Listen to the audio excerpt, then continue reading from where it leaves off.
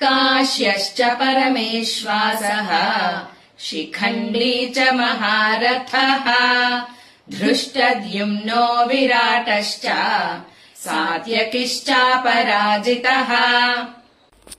ఈ శ్లోకంలో పాండవుల సైడ్ ఉన్న మహాయోధుల గురించి వివరించడం జరిగింది. ఫస్ట్ ఏంటి? కాశ్యశ్చ పరమేశ్వాస అంటే కాశీరాజు.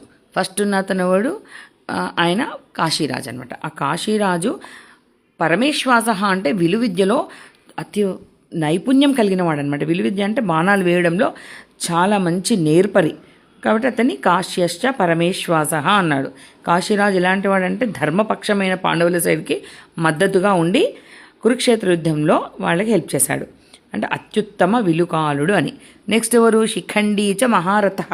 శిఖండి ఎవరు? పూర్వ జన్మలో అంబగా జన్మించి భీష్ముడి మీద పగతో ఉంటుంది ఆమె. ఎట్లనేసి భీష్ముడిని ఓడించాలి. మహారథ అంటే అసలు ఎంతమంది ఒంటరిగా వేలాది మందితో పోరాడగల వీరుడు అనమాట. శిఖండీ చ మహారథ అన్నాడు. ఇక్కడ దృష్టద్యుమ్నో విరాటశ్చ అంటే దృష్టద్యుమ్నుడు విరాటుడు. దృష్టద్యుమ్నుడు ఎవరు?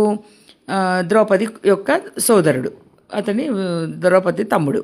ఆయన ఏంటి? ద్రోణాచార్యుని చంపడానికే యజ్ఞాగ్నిలో నుంచి జన్మిస్తాడనమాట. అంత పవర్ ఉన్న అతను కూడా వీళ్ళ పాండవుల సైడే ఉన్నాడు. తర్వాత విరాటుడు అంటే ఇక్కడ ఏమి ఇచ్చాడు మనకి? దృష్టద్యుమ్నో విరాటశ్చ అంటే విరాటుడు ఏంటి?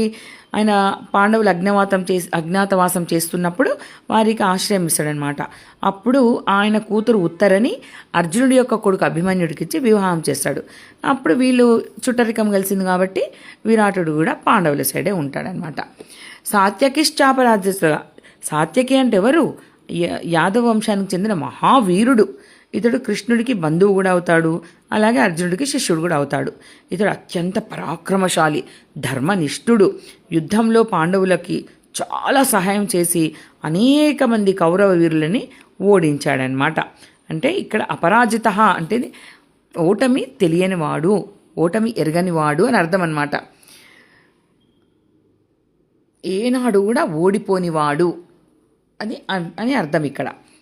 ఓవరాల్గా ఈ శ్లోకం ద్వారా పాండవుల పక్షంలో ఉన్న మహారథుల శౌర్యం, ధర్మనిష్ట, యుద్ధ సామర్థ్యాన్ని శ్రీకృష్ణుడు సూచిస్తున్నాడు. వీరందరూ పాండవసేన బలానికి ప్రధాన ఆధార స్తంభాలు. కాబట్టే దుర్యోధనుడికి భయం అనేది స్టార్ట్ అవుతుంది. ఓం శ్రీకృష్ణాయ పరమాత్మ.